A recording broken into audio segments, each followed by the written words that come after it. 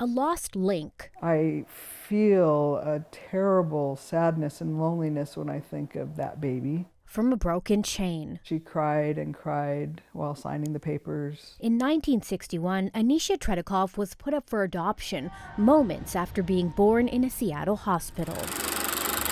Here we are on the Western Navajo Indian Reservation. Anecia was born into a family fragmented by the U.S. government's Indigenous boarding schools. Connections to the village were largely broken due to the boarding school experience and being 1,000 miles from her village anyway. Just like her mother, Anecia's life would soon be shaped by another dark chapter of U.S. history.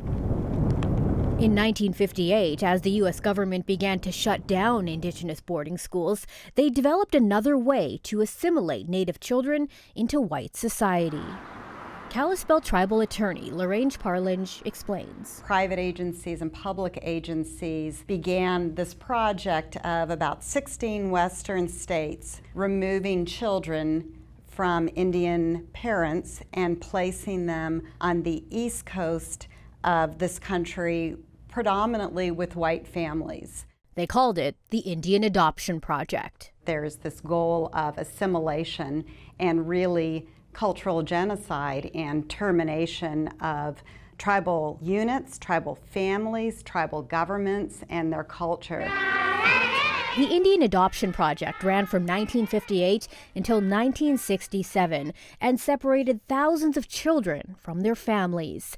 Anecia was one of those children, adopted into a Christian family in Olympia. I was led to believe that by virtue of my birth, I was a damned sinner, damned to hell. And the best I could do was to be very good, and then I could have a cooler place in hell.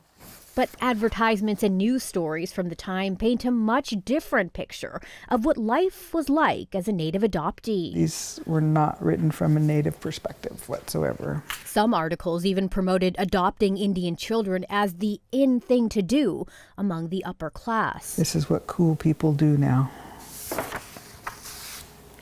Saving of the children was some of the sales pitch. The families that were doing the adoption were portrayed as the enlightened people that were willing to have these children in the home. Pretty much nauseating that it's so far from the truth, and it's told in a way to manipulate. I mean, it's propaganda. In the ads and articles, Native children were described as unwanted or neglected by their Native families.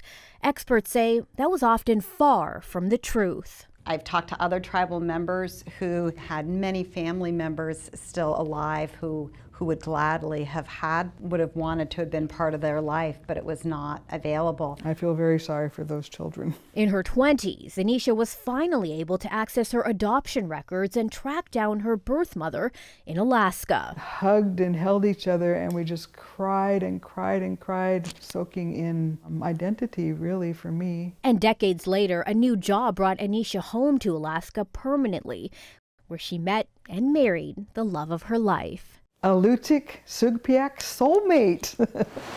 No longer a broken link.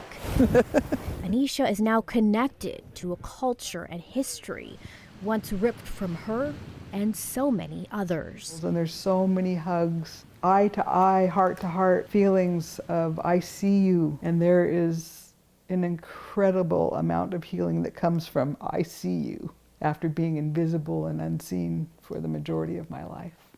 The Indian Adoption Project ended in the late 1960s as Native American activists and allies ramped up their fight for civil rights and equalities.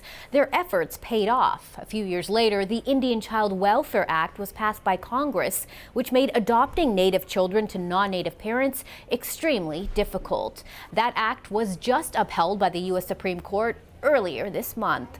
For Facing Race, I'm PJ Randawa.